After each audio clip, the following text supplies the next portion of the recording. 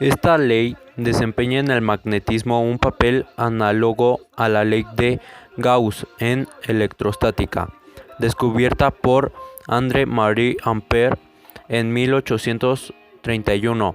Relaciona un campo magnético estático con la causa que la produce, es decir, una corriente eléctrica estacionaria.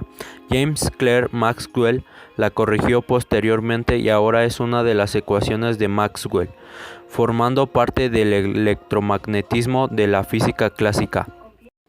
Campo magnético producido por un conductor recto.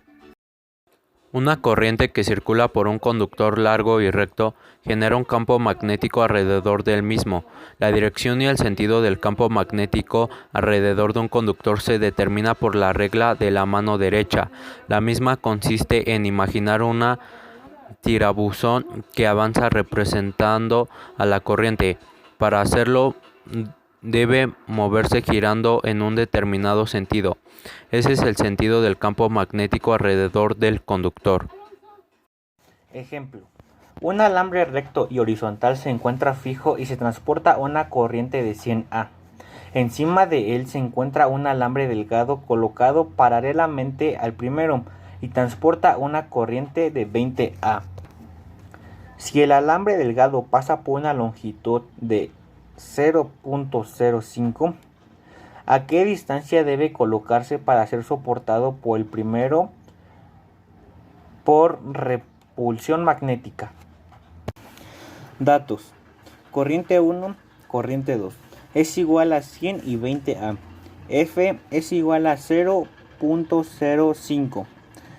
Permeabilidad del vacío es igual a 4pi por 10 menos a la séptima Tm sobre A. Fórmula. D es igual a permeabilidad del vacío, corriente 1, corriente 2 sobre 2pi F. Sustitución. D es igual a 4pi por 10 a la menos séptima Tm sobre A. 100A, 20A sobre 2pi 0.05. D es igual a 0.008 m es igual a 8 mm. Campo magnético producido por una espira. En muchos dispositivos que utilizan una corriente para crear un campo magnético, tales como un electroimán o un transformador, el hilo que transporta la corriente está arrollado en forma de bobina, formada por muchos espiras. Ejemplo. Una espira de radio R es igual a 5 centímetros por la que circula una corriente eléctrica en el sentido horarios de 30 A se encuentra situada en el plano de la pantalla. ¿Cuál es el campo magnético en el centro de la espira? ¿Qué cara de la espira estaríamos viendo? Datos. R igual a 5 centímetros igual a 5 por 10 a la 2 m y igual a 30 A. Resolución. Si aplicamos la expresión para calcular el campo magnético creado por una espira en su centro, obtenemos que B igual a permeabilidad del vacío por I sobre 2R igual a B igual a 4 por pi por 10 a la 7 por 30 sobre 2 por 5 por 10 a la 2. B igual a 3.77 por 10 a la menos 4T. Campo magnético producido por un solenoide.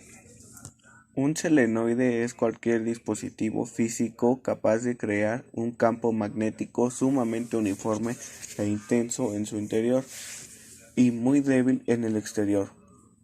Un ejemplo teórico es el de una bobina de hilo conductor aislado y enrollado helicoidalmente de longitud indeterminada. En ese caso ideal, el campo magnético sería uniforme en su interior y como consecuencia afuera sería nulo.